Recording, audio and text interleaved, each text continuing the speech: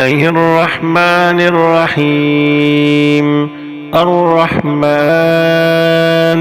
علم القرآن، خلق الإنسان، علمه البيان. الشمس والقمر بحسبان، والنجم والشجر يسجدان. والسماء رفعها ووضع الميزان، ألا تطغوا في الميزان، وأقيموا الوزن بالقسط ولا تخسروا الميزان. والأرض وضعها للأنام، فيها فاكهة والنخل ذات الأكمام، والحب ذو العصف والريحان. فبأي آلاء ربكما تكذبان؟ خلق الإنسان من صلصال كالفخار، وخلق الجان من مارج من نار. فبأي آلاء ربكما تكذبان؟ رب المشرقين ورب المغربين. فبأي آلاء ربكما تكذبان؟ مرج البحرين يلتقيان، بينهما برزخ لا يبغيان. فبأي آلاء ربكما تكذبان؟ يخرج منهما اللؤلؤ والمرجان. فبأي آلاء ربكما تكذبان؟ وله الجوار المنشآت في البحر كالأعلام. فبأي آلاء ربكما تكذبان؟ كل من عليها فان، ويبقى وجه ربك ذو الجلال والإكرام. فبأي آلاء ربكما تكذبان؟ يسأله من في السماوات والأرض، كل يوم هو في شأن. فبأي آلاء ربكما تكذبان؟ سنفرغ لكم أيها الثقلان. فبأي آلاء ربكما تكذبان؟ يا معشر الجن والإنس إن استطعتم أن تنفذوا من أقطار السماوات والأرض فانفذوا، لا تنفذون إلا بسلطان.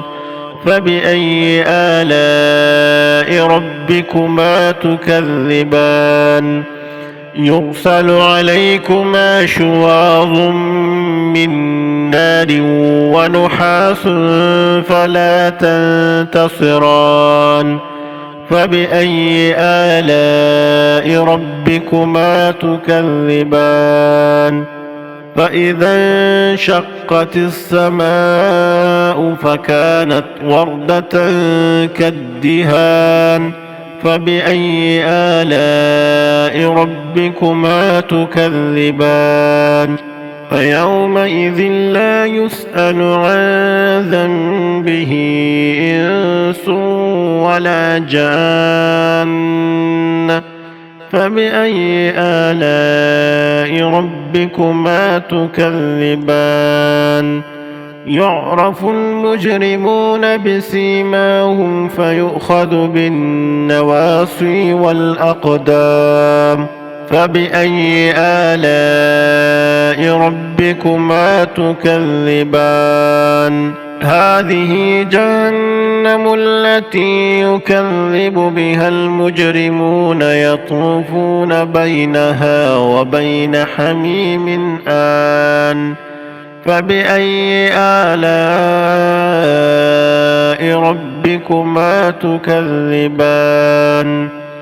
ولمن خاف مقام ربه جنتان فبأي آلاء ربكما تكذبان ذواتا أفنان فبأي آلاء ربكما تكذبان فيهما عينان تجريان فبأي آلاء ربكما تكذبان فيهما من كل فاكهة زوجان فبأي آلاء ربكما تكذبان متكئين على فرش بطائنها من استبرق وجنى الجنتين دان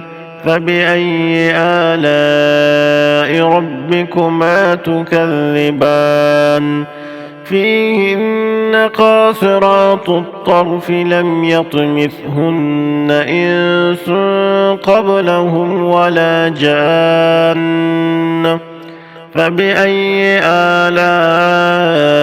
ربكما تكذبان كأنهن الياقوت والمرجان فبأي آلاء ربكما تكذبان هل جزاء الإحسان إلا الإحسان فبأي آلاء ربكما تكذبان ومن دونهما جنتان فبأي آلاء ربكما تكذبان مدهامتان فبأي آلاء ربكما تكذبان فيهما عينان نضاختان فبأي آلاء ربكما تكذبان فيهما فاكهة ونخل ورمان فبأي آلاء ربكما تكذبان فيهن خيرات حسان فبأي آلاء ربكما تكذبان حور مقصورات في الخيام فبأي آلاء ربكما تكذبان لم يطمثهن إنس قبلهم ولا جان فبأي آلاء ربكما تكذبان متكئين على رفرف خضر وعبقري حسان فبأي آلاء ربكما تكذبان تبارك اسم ربك ذي الجلال والإكرام